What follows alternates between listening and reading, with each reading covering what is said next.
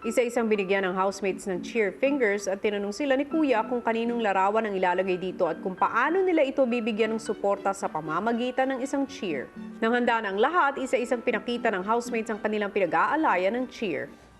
Itong tao na to ay isang angel na binigay sa akin ng Panginoon na hindi ako pinagpala ng masayang pamilya, buong pamilya, pero nang dahil sa kanya, nagkaroon ng kulay ang buhay ko at ang pinakamagandang solusyon para sumaya ako ay gumawa ako ng sariling pamilya.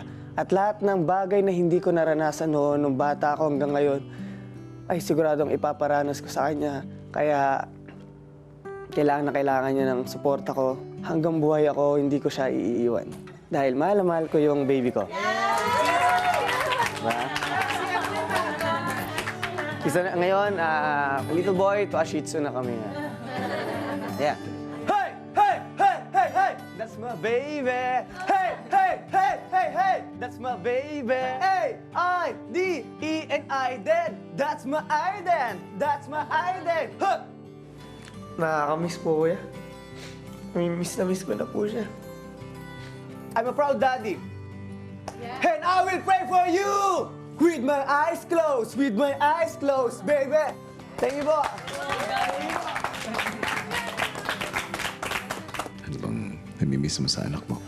Lahat po, kuya eh. Yung tunog po ng tawa niya. Tsaka pag every time na niyayaka po niya ako pag galing akong trabaho, mimiss ko po lahat yung kuya.